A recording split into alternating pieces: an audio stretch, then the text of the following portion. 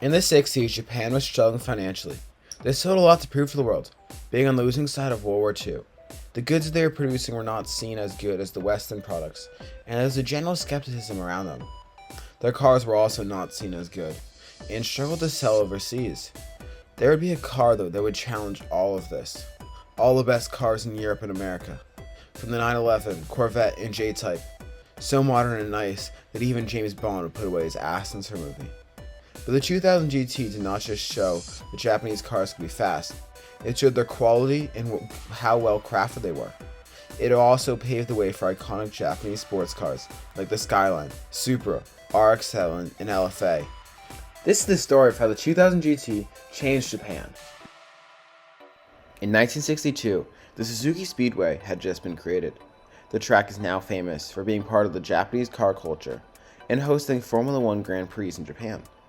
It was hosting its first ever Grand Prix in 1962, and hundreds of thousands of racing enthusiasts watched on for the first ever race on the Grand Prix. But there was a problem. They didn't know who to put their support behind. Most of the cars racing were either from the States or Europe. But this made sense because at the time, there were not many cars being produced and made in Japan. Many of the cars at this time that were made in Japan were licensed designs from the American manufacturers. It was extremely rare for companies to make their own designs. But many in Japan were celebrating the new track. There was a few who were very frustrated. These were the Toyota engineers. They saw the racing and they wanted to know why Japan couldn't create a car that was capable of racing on that track.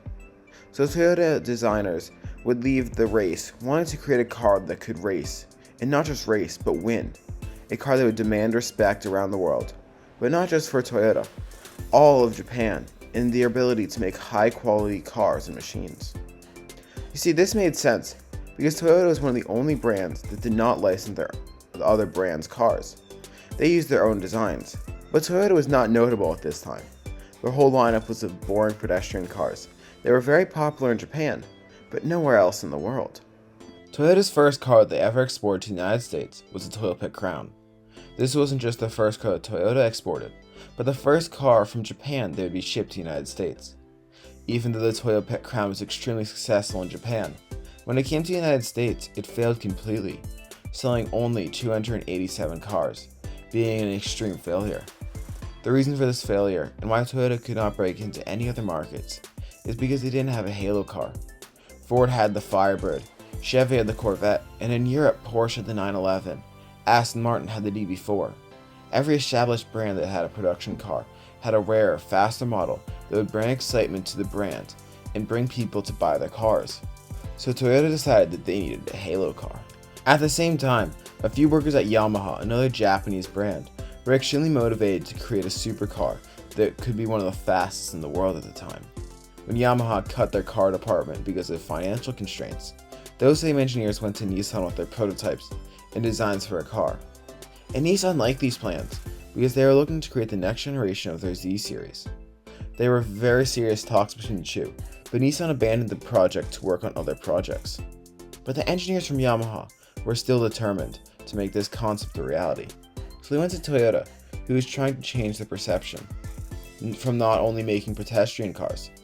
So Toyota agreed with Yamaha, and the two expert teams that make well-crafted and precise products came together to make a supercar. The vision for the car was very clear. Yamaha had already made the prototype, but they wanted the car to look better than any Ferrari, Porsche, or Jaguar, and they wanted it to be capable of everyday use, but if it was taken on the track, it could beat those same cars. With a clear concept in place, Toyota put a deadline on the car by the 1965 Tokyo Motor Show. Yamaha was well established in the motorcycle market in Japan already. They brought a lot of techniques normally used in motorcycles to make this supercar. One of the most obvious was taking the engine bay and making it look as nice as possible, as if it was exposed on a bike. Yamaha also made boats at the time, and they made the interior similar to the boat. They used wood to mimic a boat's interior. But Yamaha's main job was maximizing the output of the engine. They started with the Toyota Crown engine. There was a 2-liter inline-six engine. Using bike technology, they converted to DOHC configuration, meaning that it had 2 crankshafts per bank. When it came to the rest of the car, Toyota was in charge.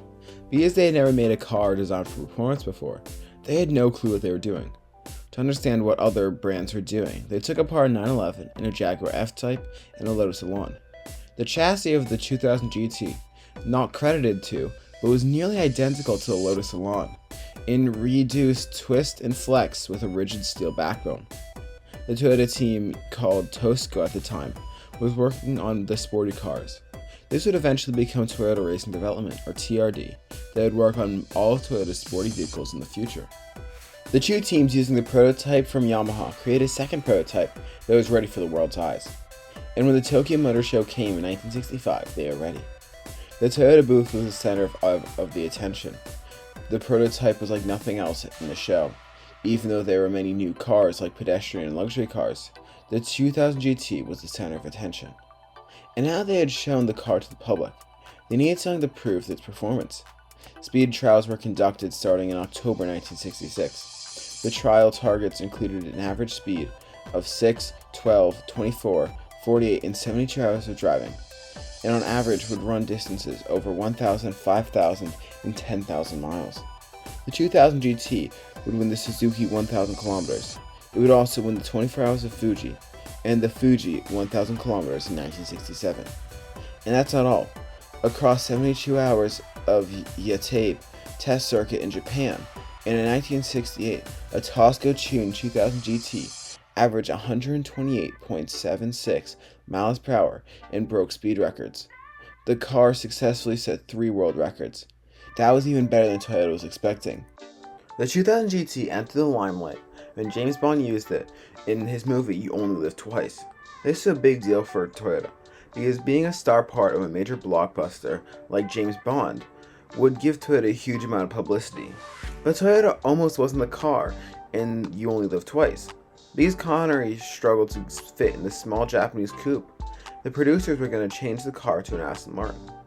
But Toyota, fearing that they were not going to get the publicity from the 2000 GT, made 2 versions of the normal coupes and converted them into convertibles.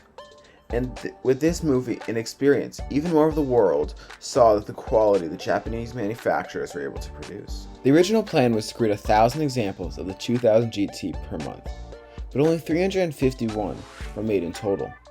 Labeled as a huge commercial flop at the time, but it did something more important than just selling. It changed the perception of Japanese cars and all Japanese manufacturing. Japan wasn't seen as a cheap, low quality. Now they could rival the best European sports cars and the best manufacturers in the world.